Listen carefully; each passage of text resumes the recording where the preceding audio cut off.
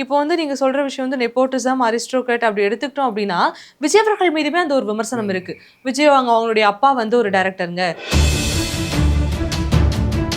அதாவது Parallel-ஆ. சினிமா வேற அரசியல் வேறன்னு பார்க்கறதுனால தான் இன்றைக்கு நாங்கள் அதிகாரத்தை மட்டுமே வச்சு பேசிட்டு இருக்கோம். ஒரு முதலமைச்சர் பதவிக்கு எப்படி வராங்க, ஒரு குடும்பத்தில் கோபாலபுரம் வீட்டில் பிறந்தா மட்டுமே முதலமைச்சர் ஆயிடலாம் அப்படின்ற ஒரு நிலைமை இருக்குன்னு அரசியலை பற்றி தான் நம்ம பேசிக்கலாம். இன்றைக்கு மு.க. ஸ்டாலின் அவர்களுக்கும் அவர்கள் மனைவிக்கும் வந்து பேனர் வைக்கிறாங்கன்னா சொந்த காசில் வந்து பண்ணலை யாரும். நீங்கள் வந்து ஆட்சி அதிகாரத்தில் இருந்து மக்கள் பணத்தில், மக்களுடைய வரி பணத்தில் ஊழல் செஞ்சு தான் பணத்தை சம்பாதிக்கிறீங்க. திரு உதயநிதி அவர்கள் தான் ஆகச்சிறந்த தலைவர்னு நீங்கள் பேசுவீங்க. சரி, ஒரு பக்கம் அப்படி இருந்துட்டு போட்டோம். ஆனால் துணை முதலமைச்சரா உதயநிதியை நீங்க கொண்டு வருவேன்னு சொல்லி வாக்கு கேட்டீங்களா? நம்ம திரைப்படம்ன்றது ஒரு தொழில், அது அந்த தொழிலை பற்றி நம்ம பேச வேண்டிய அவசியமே கிடையாது. இது வந்து அரசியல், இது மக்களுக்கானது. தாவேகாவுக்கு வந்து சில சமயங்கள்ல தொண்டர்களே பலவீனமா இருக்காங்களோ அப்படிங்கிற ஒரு விஷயத்துக்கு பலவீனம்லாம் கிடையாதுங்க. எல்லாருமே வந்து ஒவ்வொரு கட்டமாக தங்களை மேம்படுத்திக் கொள்ளக்கூடியவர்கள் தான். திருமாவளவன் நேற்று ஒரு விமர்சனத்தை கொண்டு வச்சிருந்தாரு. கூட்டம் வரலாம், இது எதுவுமே வாக்கா மாறாதுன்னு ஒரு விஷயத்த சொல்லியிருந்தாரு. ஆமா, அண்ணன் நேற்று முக்கியமான விஷயத்தை வர கோட் பண்ணியிருந்தார். வடிவேல் போனா கூட வந்து இந்த மாதிரியான கூட்டங்கள் வரும் அப்படின்னு சொல்லியிருக்காரு. அண்ணனை நான் ரொம்ப பாராட்டுறேன். யதார்த்தமா பேசக்கூடியவர், உண்மையை பேசக்கூடியவர். வடிவேலுக்கு வர கூட்டம் கூட உதயநிதிக்கு வராதுன்னு அவருக்கு தெரிஞ்சிருக்கு. இப்போ நாங்க வந்து உங்களோட சேர்ந்து உழைப்பதற்கு தயாரா இருக்கிறோம். எங்களுக்கு தேவை எங்களுடைய நோக்கம் நிறைவேறணும், மக்களை சந்திக்கணும், எங்க தலைவர் மக்கள்கிட்ட பேசணும், இந்த ஆட்சியோட அவல நிலையை கொண்டு போய் சேர்க்கணும். இதுதான் நம்ம இது. நீங்கள் கரெக்டாக வந்து எங்கள் தலைவர் பேசும்போது ஆம்புலன்ஸை உள்ள வர்ற கதெல்லாம் இனிமேல் செட் ஆகும். நான் என் தலைவர் முதலே சொன்னது போல தான், நீங்கள் வந்து கன்ஸ்ட்ரக்டிவாக ஃபீட்பேக் கொடுக்குறீங்க, கிரிட்டிசிசம் வைக்கிறீங்கன்னா நாங்கள் அதை எதிர்கொள்ளவும் எங்களை மாற்றிக்கொள்ளவும் எப்போதுமே தயாராக இருக்கும்.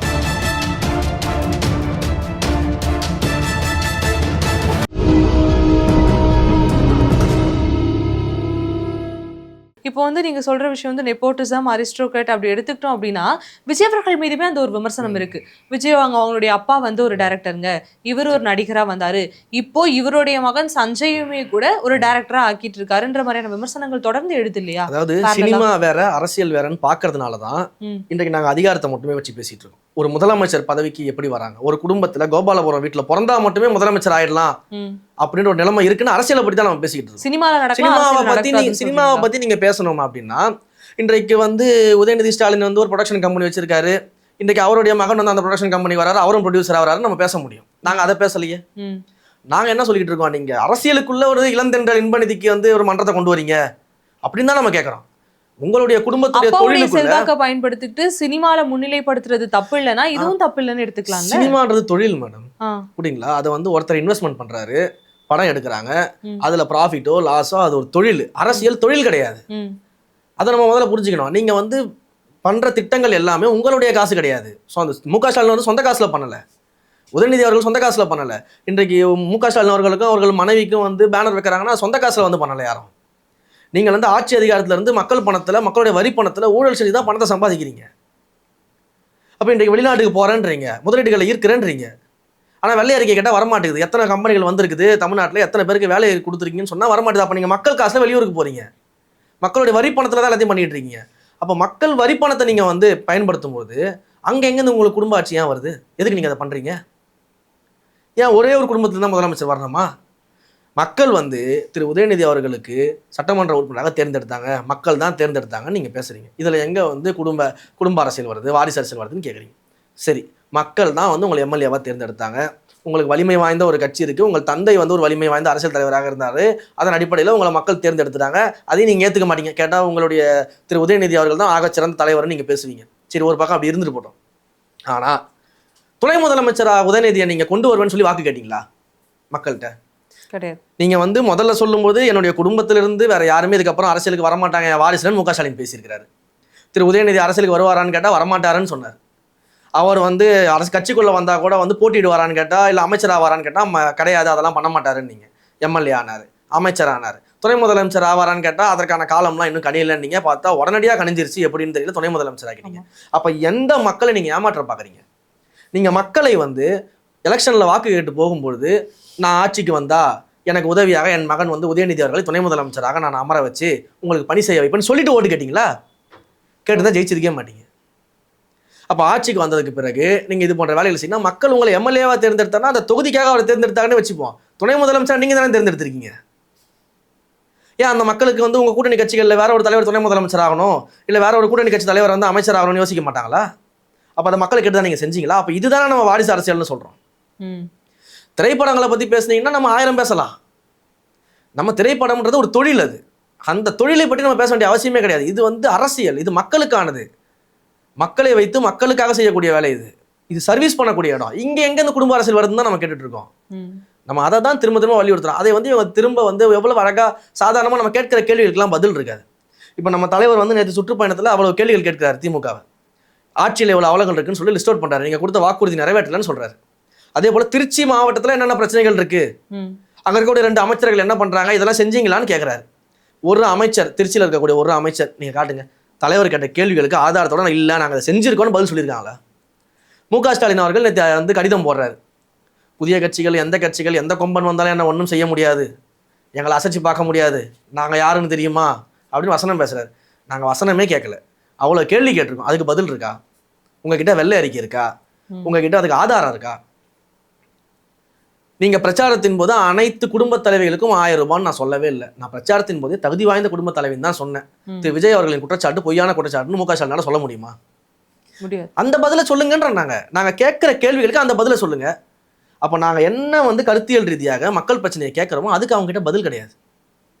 அதே தான் இந்த வாரிசு அரசியலுக்கும். இப்போ தொடர்ந்து நான் இந்த விஷயத்த மென்ஷன் பண்ணல, இதுக்கு முன்னாடி நடந்த எல்லா மாநாடு விஷயம் அது சம்மந்தப்பட்டு திமுகவை நோக்கி ஒரு தாவேக்காவை நோக்கி ஒரு கேள்வி கேட்குறோம் அப்படிங்கிற பட்சத்தில் திமுகவுலேயும் இந்த பிரச்சனை இருக்கு, விசிகாவிலையும் இந்த பிரச்சனை இருக்கு, பாஜக பாமக எல்லாத்துலேயும் ஒரு பிரச்சனை இருக்குன்றீங்க.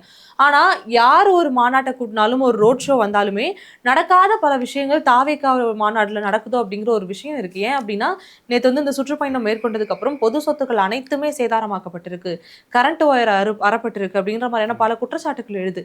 ஏன் இந்த மாதிரியான விஷயங்கள் தொடர்ந்து நிகழுது? ஏன்னா தாவேக்கா தான் இதை பண்றாங்கன்றத சொல்ற ரசிகர்களுமே இதுக்கு ஒத்துழைப்பு கொடுக்கணும் தான், 100% நான் ஒத்துக்கிறேன். ஆனாலும் தொடர்ந்து இந்த மாதிரியான விஷயங்கள் நடக்குது. தாவேக்கா தொண்டர்கள் ஏன் இப்படி பண்றாங்க? இல்ல உங்களுடைய தரப்புல இருந்து சரியான முறையான விஷயங்கள் வந்து அவங்க கொடுக்கலையா, அறிவிப்புகள்? நான் தான் சொல்றேன், நம்முடைய தரப்புல இருந்து மிக தெளிவா எல்லா இன்ஸ்ட்ரக்ஷனும் தலைவர் கொடுத்திருக்காரு, கடிதங்கள் கொடுத்திருக்காரு, தலைமையில இருந்து அறிவிச்சிருக்காங்க. அது எல்லாமே இன்றைக்கும் சோசியல் மீடியால இருக்கு, அஃபிஷியல் ஹேண்டில் இருக்குது. நம்ம இன்ஸ்ட்ரக்ஷனா நம்ம கொடுக்குறோம். ஆனா இது போன்ற செய்திகளை வந்து நான் தான் சொல்றேன்ல, நீங்க வந்து எல்லா மாநாட்டிலுமே இந்த பிரச்சனை நடக்கும், எல்லா கூட்டங்களையும் இந்த பிரச்சனை நடக்கும். லாக்அப் டெத் கேஸ் அந்த நடந்தப்ப கூட அஜித்குமாரோட கொலை வழக்கு நம்ம சொல்றோம், நம்ம எங்கேயுமே நம்ம என்கரேஜ் பண்ணல. மிக தெளிவா எங்க தலைவருமே அதை சொல்லியிருக்காரு, எங்களுடைய கழகமே அதை சொல்லியிருக்கு. எல்லா இடங்கள்லயுமே வந்து நீங்க பாதுகாப்பா இருக்கணும், யாருக்கும் எந்த விதமான டிஸ்டர்பன்ஸ் இருக்கக்கூடாது, எல்லாமே பார்த்து தான் செய்யணுன்றது தான் நம்ம சொல்றோம். நம்ம அதை எந்த இடத்துல என்கரேஜ் பண்ணணும்னு நம்ம சொல்லலை. என்கரேஜ் பண்ணா நீங்க கேட்கறது ஒரு அர்த்தம் இருக்கு, நாங்க என்கரேஜ் பண்றது இல்லை, அதுக்கான அறிவுறுத்தலை கொடுத்துக்கிட்டே தான் இருக்கிறோம். ஆனா நம்ம என்ன விஷயத்தை கேட்கறோம்னா, இது வந்து ஒரு கட்சியில மட்டும் நடக்கக்கூடிய விஷயம் கிடையாது, அப்படி கட்டமைக்கப்படுது. திட்டமிட்டு என்ன பண்ணாங்கன்னா இது தாவேக்கால மட்டும்தான் நடக்குது, அதை மட்டுமே பேசு பொருளாக்கி தாவேக்கால இருக்கவங்களுக்கு வந்து எதுவுமே தெரியாதுன்ற அந்த கட்டமைப்பை உருவாக்கிட்டு இருக்கிறாங்க. இது எல்லா கட்சியும் நடக்குது அப்படிங்கிறதுக்காக தான் நான் உங்களுக்கு முன்னாடி பல்வேறு எக்ஸாம்பிள்ஸை சொன்னேன். நான் அரசியல் தலைவர்களே அப்படிதான் இருக்கிறாங்கன்ற எக்ஸாம்பிள் நான் சொன்னேன். ஸோ இது நம்ம வந்து எங்கேயுமே அதை என்கரேஜ் பண்ணல, அதை சரி செய்யணும், இன்னும் வந்து நம்ம வந்து இன்னும் வந்து எவ்வளவு பாதுகாப்பாக இன்னும் எவ்வளவு சிறப்பாக செய்ய முடியும், ஒவ்வொரு இடத்துலையும் நாங்கள் வந்து எங்களை வந்து மாற்றிக்கிட்டு தான் இருக்கிறோம். நான் என் தலைவர் முதலே சொன்னது போல தான், நீங்கள் வந்து கன்ஸ்ட்ரக்டிவாக ஃபீட்பேக் கொடுக்குறீங்க, கிரிட்டிசிசம் வைக்கிறீங்கன்னா நாங்கள் அதை எதிர்கொள்ளவும் எங்களை மாற்றிக்கொள்ளவும் எப்போதுமே தயாராக இருக்கும். ஓகே. ஆனால் அதை வந்து தொடர்ந்து நீங்கள் வந்து ஒரு தாவேக்காவிற்கு மட்டுமான ஒரு விமர்சனம், மற்ற கட்சிகள்லாம் வந்து தூய்மையானவர்களாக இருக்கிறாங்க, இது போல் எதுவுமே நடக்கிறதே இல்லை அப்படின்னு கட்டமைக்கிற இடத்துல தான் நம்ம எதிர்க்கிறோம். ஓகே. ஸோ நாங்கள் பொறுப்பு உணர்ந்து செயல்பட்டுக்கிட்டு இருக்கோம். இப்போ வந்து நீங்க சொன்ன மாதிரியே எல்லா விஷயத்துலையும் இந்த பிரச்சனைகள் இருக்குனாலுமே எந்த ஒரு கட்சி தொண்டர்களும் போயிட்டு கேமரா முன்னாடி டான்ஸ் ஆடுறது, ரிப்போர்ட்டருக்கு வந்து உங்களுடைய கட்சி அந்த சால்வையை போத்துறது, இந்த மாதிரியான விஷயங்கள் எதுவும் நடக்கல. இருந்தாலும் நீங்க சொல்றீங்க, நான் அக்செப்ட் பண்ணி. கடந்த காலங்களில் நீங்க வந்து அதிமுக திமுக எல்லாம் ஜெயிக்கிறப்போ, அவங்களுடைய கட்சியினுடைய கூட்டங்கள் நடக்கிறப்போ நாங்களாம் நிறைய பார்த்துருக்கோம். இந்த டிவி சேனல்ஸ்லாம் நீங்கள்லாம் வந்து பெரிய பெரிய செயின்லாம் போட்டு டான்ஸ்லாம் ஆடுவாங்க, நீங்க பார்த்துருக்கலாம். இது நடந்திருக்கு பல கட்சிகள். இன்றைக்குமே அந்த வீடியோ இணையதளங்களில் போனீங்கன்னா இருக்கும். பெரிய பெரிய செயின்லாம் போட்டு டான்ஸ் ஆடுவாங்க, எம்ஜிஆர் போல வேஷம் போட்டு டான்ஸ் ஆடுவாங்க, கலைஞர் போல வேஷம் போட்டு டான்ஸ் ஆடுவாங்க. இந்த மாதிரி பல்வேறு விஷயங்கள் எல்லா கட்சியிலையும் நடக்கிறது. அதை தான் நான் சொல்கிறேன், இது எல்லா கட்சிகளையும் நடக்கும். ஆனால் நம்முடைய கட்சியை பற்றி மட்டுமே பேச வைக்கிறாங்க பார்த்தீங்களா, அதுதான் நம்ம திட்டமிடப்பட்டு செய்யப்படுற பரப்புரைன்னு நம்ம சொல்றோம். இந்த விஷயங்கள்லாம் உணர்த்துறது என்னன்னா, ஒவ்வொரு அரசியல் கட்சிகளுக்கும் வந்து தொண்டர்கள் வந்து மிகப்பெரிய ஒரு பலம். தொண்டர்கள் இல்லாமல் எந்த ஒரு அரசியல் கட்சிகளும் ஓங்கி ஒலிக்க போறதில்ல. அப்படி பார்க்கும்பொழுது தாவேக்காவுக்கு வந்து சில சமயங்கள்ல தொண்டர்களே பலவீனமா இருக்காங்களோ அப்படிங்கிற ஒரு விஷயத்துக்கு பலவீனம்லாம் கிடையாதுங்க. எல்லாருமே வந்து ஒவ்வொரு கட்டமாக தங்களை மேம்படுத்திக் கொள்ளக்கூடியவர்கள் தான். புரியுதுங்களா? இப்போ நாங்கள்லாம் வந்தோம்னா நாங்களும் ரசிகர் மட்டத்தில் தான் இருந்தோம். நாங்களும் ரசிகர் மட்டத்தில் ஒரு படத்தை கொண்டாடிட்டு தான் இருந்தோம். அப்புறம் எங்களை மக்கள் இயக்கமாக மாற்றினார். மக்கள் இயக்கமாக மாற்றி நான் கிட்டத்தட்ட வந்து 2015-16 காலகட்டத்திலேருந்து மக்கள் இயக்கத்தில் இருக்கேன், ஒரு பொறுப்பில் இருக்கேன். அதுக்கு முன்னாடி ரசிகர் மன்றத்தில் இருந்தேன், பொறுப்பில் இருந்தேன். அப்போ அந்த பொறுப்பு அப்படின்னு சொல்லிட்டு வரும்போது நம்ம என்ன பண்ணுறோம், அந்த மக்கள் இயக்கம்னு வரும்போது அதோடைய நோக்கம் என்னன்னு கற்றுக்கிட்டோம். அது சேவை செய்வதற்கான நோக்கத்தை தான் அதை ஆரம்பிக்கணும். அப்போ நம்ம சமூக சேவைகள் செய்கிறோம். அப்புறம் வாங்குற சம்பளத்தில் நம்ம சேர்த்து வச்சு அந்த தலைவருடைய பிறந்த நாளுக்கோ இல்லை ஏதோ ஒரு முக்கிய நாளுக்கோ ஏதோ ஒரு நல்ல விஷயம் செய்வோம்.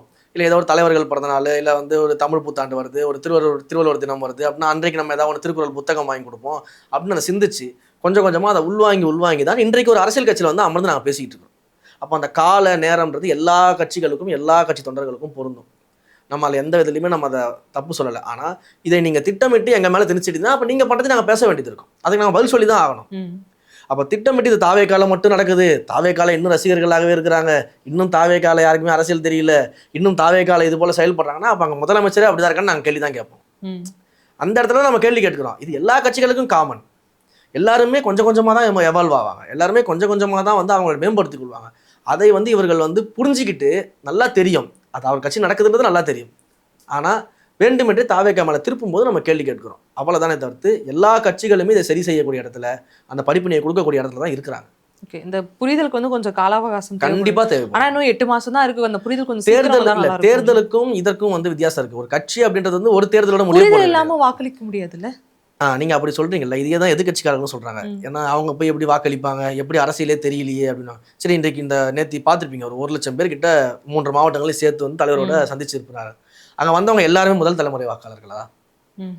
எல்லாருமே 18 வயசு இப்பதான் நிரம்பி ஃபர்ஸ்ட் டைம் ஓட் பண்ண போறவங்க கிடையாது. அது ஒரு கணிசமான ஒரு பர்சன்டேஜ் இருப்பாங்க. ஆனா ஏற்கனவே எல்லா ஏஜ் கேட்டகரியுமே விஜய்க்காக எல்லா ஏஜ் கேட்டகரியிலும் இருக்காங்க. ஏற்கனவே அவங்க வந்து பல்வேறு கட்சிகளுக்கு வாக்களிப்பாங்க. அப்ப எங்களுடைய நேத்தி எங்கள் தலைவரை காண அந்த கூட்டத்தை பார்த்து அவர்களுக்கு இன்னும் அரசியல் தெரியல, இவங்க எப்படி வாக்காளர்களாக மாறுவாங்க, இவங்க எப்படி வாக்கு போடுவாங்க, இவங்களுக்கு எப்படி எலெக்ஷனை மீட் பண்ணுவாங்க அப்படின்னு நீங்கள் கேட்குறீங்கன்னா, அப்போ இதற்கு முன்பாக எங்கள் கட்சிக்கு முன்பாக அவர்கள் கண்டிப்பாக ஏதோ ஒரு கட்சிக்கு வாக்களிச்சிருப்பாங்க. அது திமுகவாக கூட இருக்கலாம், அதிமுகவாக இருக்கலாம், நாம் தமிழராக இருக்கலாம், பிசிகாவாக இருக்கலாம். அப்போ நீங்கள் குற்றச்சாட்டு வைக்கிறவர் மேபி உங்களுக்கு ஓட்டு போட்டவராக இருக்கலாம். அப்போ எந்த அரசியல் புரிதலர் உங்களுக்கு ஓட்டு போட்டாருன்னு நீங்கள் சொல்லுவீங்க? அப்போ அரசியல் புரிதல் இல்லாமல் உங்களுக்கு ஓட்டு போட்டாரா, இல்லை உங்களை பற்றி தெரியாமல் ஓட்டு போட்டாரா?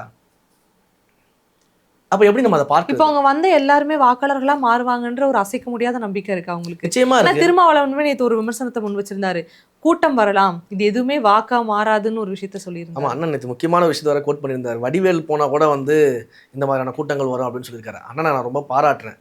யதார்த்தமா பேசக்கூடியவர், உண்மையை பேசக்கூடியவர். வடிவேலுக்கு வர கூட்டம் கூட உதயநிதிக்கு வராதுன்னு அவர் தெரிஞ்சிருக்கு, கரெக்டுங்களா? அதனால மிக தெளிவாக அவர் வடிவேலு பேரை தான் சொல்லியிருக்காரு, தவிர்த்து உதயநிதி பேரை சொல்லலை. அவருக்கு கலை யதார்த்தம் தெரியும். இந்த கூட்டம் சும்மா வந்து தலைவரை பார்த்துட்டு போகிறதுக்காக வந்த கூட்டம் கிடையாது. இந்த கூட்டத்தினால தலைவர் அவர்களுக்கு மிகப்பெரிய வாக்கு வங்கி இருக்குது, மிகப்பெரிய வந்து அதிகாரத்தில் அமரக்கூடிய வாய்ப்புகள் இருக்கிறது. 2026 தேர்தலில் மிகப்பெரிய ஒரு ஃபோர்ஸாக அவர் இருக்க போகிறாரு, முதன்மை சக்தியாக இருக்க போகிறான்றதை நான் திருமாவளவனுக்கு நன்றாக தெரியும். ஆனால் இந்த திமுகவுடைய கூட்டணியில் இருப்பதனால அந்த கூட்டணி கட்சிகளுக்கு மிகப்பெரிய நிர்பந்தம் இருக்குது. நீங்கள் இப்போன்னு இல்லை, தொடர்ந்து பல்வேறு இடங்களில் நீங்கள் கவனிச்சிருக்கலாம். ஒவ்வொரு தடவையும் தலைவர் ஏதோ ஒரு மீட்டிங் நடத்துறாரு, தலைவர் ஒன்று பேசுகிறாரு, தலைவர்கிட்டேருந்து ஒரு விஷயம் வெளியில் வருது அப்படின்னா அடுத்து ஒரு வாரத்தில் வந்து பார்த்தீங்கன்னா ஒவ்வொரு கூட்டணி கட்சியாக வெளில வந்து பேட்டி கொடுப்பாங்க. திமுக கூட்டணியை அசைக்க முடியாது, திமுக கூட்டணியை ஜெயிக்க முடியாது, நாங்கள் ஒற்றுமையாக இருக்கோம், நாங்கள் வந்து இப்படி இருக்கோம் அப்படி இருக்கோம். அப்போ இந்த நிலைமைக்கு இந்த கூட்டணி கட்சிகளை தள்ளி இருக்கக்கூடியது இந்த திமுகவுடைய செயல். இதை நாங்கள் அப்படி தான் பார்க்குறோம், நல்லா தெரியும். ஓகே, நேற்று வந்து சுற்றுப்பயணம் மேற்கொண்டிருந்த அதே சமயத்தில் இங்கே வந்து இளையராஜா அவர்களுடைய இசை நிகழ்ச்சியானது ஒன்று நடைபெற்றது. இப்போ என்னன்னா, விஜய் அவர்கள் மீது பல்வேறு கட்சி தலைவர்கள் வந்து விமர்சனம் வைக்கிறாங்க, அது ஓகே. சினிமாவில் இருக்கக்கூடிய நிறைய பேர் வந்து ஓகே வரட்டும் அப்படிங்கிற மாதிரி சொல்லிட்டு இருக்காரு. சினிமாவில் உச்ச நட்சத்திரமாக இருக்கக்கூடிய சூப்பர் ஸ்டார் அவர்கள் நேற்று மேடையில் என்ன சொல்லியிருந்தாங்கன்னா, புதுசாக வரவங்கெல்லாம் வந்து அசால்ட்டாக திமுகவை எதிர்க்கிறாங்க அப்படிங்கிற ஒரு விமர்சனத்தை வச்சிருந்தார். யார் வந்தாலும் எது வந்தாலும் இங்கே இது மாறாது, அவங்க வரணும்னு நினைக்கிறாங்கன்னா எந்த விஷயமும் அப்படி அவங்க நினைக்கிற விஷயம் நடக்காதுங்கிற ஒரு விமர்சனத்தை முன் வச்சிருந்தாரு. பாத்தீங்களா? முழுமையா என்ன பேசினாருன்னு தெரியல. ஆனா நான் ஒரே ஒரு செய்தி மட்டும் பார்த்தேன். என்னன்னா வந்து புதிய கட்சிகள் பழைய கட்சிகள் எல்லாத்துக்கும் சவால் விடக்கூடிய இடத்துல வந்து இன்றைக்கு மு க ஸ்டாலின் அவர்கள் இருக்கிறாரு அப்படின்றத பேசுறதை மட்டும் நான் பார்த்தேன். நீங்க சொன்ன விஷயங்களை அவர் பேசினாரான்றது எனக்கு தெரியல. பட் இந்த விஷயத்த நான் கவனிச்சேன். எல்லா கட்சியுமே அப்படிதான். எல்லா கட்சியுமே புதிதாக வர கட்சிகளுக்கும் பழைய கட்சிகளுக்கும் சவால் விடக்கூடிய இடத்துல தான் இருக்கிறோம். 50 வருஷ கட்சிக்கு தாவேகா சவால் விட்டுட்டு தான் இருக்கு. ஒன்றியத்தை ஆளக்கூடிய இந்தியாவை ஆளக்கூடிய பாஜகவிற்கு தாவேகா சவால் விட்டுட்டு தான் இருக்குது. நீங்கள் 75 வருஷம் ஆலமரம்னு சொல்கிறீங்கன்னா அந்த ஆலமரத்தை எதிர்த்து நாங்கள் சவால் விட்டுட்டு தான் இருக்கிறோம். 10 வருஷ கட்சியாக இருந்தாலும் 12 வருஷ கட்சியாக இருந்தாலும் எங்களை எதிர்க்கும் போது நாங்கள் சவால் விட தயாராக தான் இருக்கிறோம். இதற்கு பிறகு ஒரு 10 வருஷம் கழிச்சு இன்னொரு கட்சி வந்து மேபி அவர்கள் ஒருவேளை தாவேகாவை எதிர்த்து வந்தால் கூட அங்கேயும் நாங்கள் சவால் விட தயாராக தான் இருப்போம். இது எல்லா கட்சிக்கும் பொருந்தும், இது எல்லா ஆளுமைகளுக்கும் பொருந்தும், எல்லா தலைவர்களுக்கும் பொருந்தும், எல்லா கட்சி தலைவர்களும் இருக்கிறது தான். ஓகே. இப்போ இந்த முதல் நாள் சுற்றுப்பயணத்திலே வந்து நிறைய இடையூறுகள் ஏற்பட்டது. ஒரு மாவட்டத்துக்கு போய் சந்திக்கவே முடியல அப்படிங்கிறப்போ, இரண்டாவது அடுத்த வாரம் சனிக்கிழமை வந்து விஜய் அவர்கள் மீண்டும் ஒரு 3 மாவட்டத்தை சந்திக்க இருக்காரு இல்லையா? அப்ப பலவிதமான மாற்றங்கள் ஏதாச்சும் இல்ல, நடக்க இருக்கா? நிச்சயமாக இல்ல வந்து அதேதானா? அந்த நேரத்தை வந்து நம்ம வந்து நேரத்தை வந்து சரியாக பயன்படுத்திக்கணும் அப்படின்றதுல நம்ம தெளிவாக இருக்கிறோம். ஸோ இப்போ வந்து ஒரு மாபெரும் ஒரு கூட்டம் வந்தது, அதனால ஒரு நேர காலதாமதம் ஆயிடுச்சு. இருந்தாலும் 3 மாவட்டத்துக்கு டிராவல் பண்ணார், ஒரு மாவட்டத்தில் பேச முடியல அப்படின்ற ஒரு சூழ்நிலை இருக்கும்போ அடுத்த முறை வந்து பிளான் பண்ணபடி அந்த பேச்சுகளை வந்து எல்லா இடத்துலையும் பண்ணிடணும், ஓகே. அந்த பரப்புரையை செய்யணும் அப்படிங்கிறதுக்கான திட்டமிடலும் அதை எங்கெங்கெல்லாம் சரி செய்ய முடியுமோ அதற்கு நம் சைட்லேருந்து இப்போ தமிழக வெற்றி கழகத்தின் சைட்லேருந்து என்னென்னலாம் பண்ண முடியுமோ அதை நம்ம பண்ணுவோம். அதே சமயத்தில் காவல்துறையும் அதற்கான ஒத்துழைப்பு கொடுக்கணும் தான் நம்ம பல இடங்களில் கேட்டுட்டு இருக்கோம். ஏன்னா இன்று கண்டிப்பாக அவங்களுக்கு தெரிஞ்சிருக்கும், இவர் வந்தாருன்னா இவ்வளோ பெரிய கூட்டம் வரும், இப்படி தான் வந்து நடக்கும், இவ்வளோ பெரிய ஒரு பேரணி அது நடக்க தான் செய்யும், அதை யாராலையும் கண்ட்ரோல் பண்ண முடியாது. நீங்கள் 23 இல்லை 230 ரெஸ்ட்ரிக்ஷன்ஸ் கொடுத்தா கூட அவர் வந்தாருன்னா அங்கே என்ன நடக்கும்ன்றது ஆட்சியாளர்களுக்கும் தெரியும், காவல்துறைக்கும் தெரியும். அதற்கேற்ற திட்டமிடலை காவல்துறை செஞ்சாங்களா, எக்ஸிகியூஷன் நடந்துச்சா அப்படின்னு கேட்டால் அது கேள்விக்குறி தான். அப்போ நாங்கள் வந்து உங்களோட சேர்ந்து உழைப்பதற்கு தயாராக இருக்கிறோம். எங்களுக்கு தேவை எங்களுடைய நோக்கம் நிறைவேறணும், மக்களை சந்திக்கணும், எங்கள் தலைவர் மக்கள்கிட்ட பேசணும், இந்த ஆட்சியோட அவல நிலையை கொண்டு போய் சேர்க்கணும். இதுதான் நம்ம இது. நீங்கள் கரெக்டாக வந்து எங்கள் தலைவர் பேசும்போது ஆம்புலன்ஸை உள்ள விடுற கதெல்லாம் இனிமேல் செட் ஆகாது. நீங்கள் அந்த ஆம்புலன்ஸ் மாடல் வேலைகள் எல்லாமே வந்து நாங்கள் பார்த்துக்கிறோம், இதெல்லாம் நீங்கள் செய்வீங்கன்னு தெரிஞ்சு தான் நாங்கள் அரசியல் கட்டத்துக்குள்ளே வந்திருக்கிறோம். அப்போ இது எப்படி நடக்குது? அப்போ காவல்துறை வந்து என்ன பண்ணிட்டு இருக்கிறாங்க? அது வந்து எதர்ச்சியாக நடக்கிறது வேற விஷயம். உண்மையிலேயே ஒரு ஆம்புலன்ஸ் வருது, அது எப்படி இங்கே வந்து எதிர்கட்சிகள் பேசக்கூடிய பொதுக்கூட்டத்துக்குள்ளலாம் ஆம்புலன்ஸ் போகுது? இல்ல அந்த இடத்துல வந்து பொதுக்கூட்டம் நடக்க போகுதுன்னு தெரிஞ்சே தான் அந்த விஷயங்கள் நடந்திருக்கு அப்படிங்கிற மாதிரி தான் பார்க்கப்படுது. அப்படியும் பார்க்கணும். அதை நீங்கள் மற்ற கட்சியில் இப்போ அதிமுக சார்பில் வந்து அவங்க வந்து போகிற இடங்களெல்லாம் ஆம்புலன்ஸ் போய்கிட்டு இருக்குது குறுக்க. ஆனால் உதயநிதி போகிற இடங்களுக்கு அந்த ஆம்புலன்ஸ்லாம் போகிறது கிடையாது, அந்த பக்கத்துலேயே ஆம்புலன்ஸ் போகிறது கிடையாது, ஏன்னு தெரியல. அப்போ இது போன்ற வேலைகள்லாம் அங்கே நடந்துகிட்டு இருக்குது. ஸோ இது வந்து அப்போ அதிகாரிகள் வந்து இதெல்லாம் திட்டமிட்டு அனுமதிக்கிறாங்களோ அப்படின்ற ஒரு கேள்வி நமக்கு வருது. அப்போ அதிகாரிகள் அந்த இடத்துல வந்து அதை செய்ய வேண்டிய, அதாவது இவ்வளோ பெரிய கூட்டம் கூட்டிட்டாங்க, இவ்வளோ மக்கள் வந்துட்டாங்க அப்படின்னு நீங்கள் சொல்கிறதுல அர்த்தமே கிடையாது. அவர் வந்தால் இது நடக்கும்னு உங்களுக்கு கண்டிப்பாக தெரியும். அப்படி உங்களுக்கு தெரியல, எங்களுக்கு இன்ஃபர்மேஷன் கிடைக்கல, இல்லை எங்களுக்கு அந்த அளவுக்கு வந்து எங்களுக்கு இன்டெலிஜென்ஸ் இல்லை அப்படின்னா நீங்கள் வந்து அந்த அதிகாரத்தில் இருக்கக்கூடிய பொறுப்பை, அந்த தார்மீக பொறுப்பை நீங்கள் இழந்துட்டீங்கன்னு அர்த்தம். அப்போ ஆட்சியாளர்களாக நீங்கள் இருந்து இதை செய்ய முடியல, நீங்கள் ஆட்சியிலே இருக்க தேவையில்ல, ரிசைன் பண்ணிடுங்கன்னு அர்த்தம். கண்டிப்பா. இப்போ இன்டெலிஜென்ஸ் இருக்கு, இவ்வளோ தூரம் இது நடக்கும்னு தெரிஞ்சால் அதற்கேற்ற முன்னேற்பாடுகளை நீங்கள் செஞ்சுருக்கணும். ஆட்சியாளர்கள் பேச்சை கேட்டுட்டு மௌனமாக இருக்கக்கூடாது. எங்களுடைய வாலண்டியர்ஸ் இருக்காங்க, ஹெல்ப் பண்ணுறது தயாராக இருக்கிறாங்க, காவல்துறைக்கு ஒத்துழைப்பு கொடுக்க தயாராக இருக்காங்க, தலைவர் அதான் சொல்கிறாரு, அதை நாங்கள் தயாராக இருக்கிறோம், நீங்கள் அதை வந்து முன் வரணும். ஆட்சியாளர்கள் பேச்சை கேட்டு அதிகாரிகள் இது போல செயல்படுவது ஏற்கத்தக்கது இல்லைன்றதான் எங்களுடைய கருத்து. ஓகே. அரசியல் நகர்வுகள் தொடர்ந்து இப்படி முன்னும் பின்னுமா முரண்பட்டு நடக்கும் பொழுது இனி வரும் காலங்களில் இது இப்படி எப்படி நடக்குது அப்படிங்கிறத நம்ம பொறுத்து பார்க்கலாம். வாய்ப்பு இருந்தால் மீண்டும் ஒரு முறை சந்திப்போம். நேர்காணலில் பங்கேற்று பல்வேறு கருத்துக்களை என்னோட பகிர்ந்திருக்கீங்க. ரொம்பவே நன்றி. நன்றி.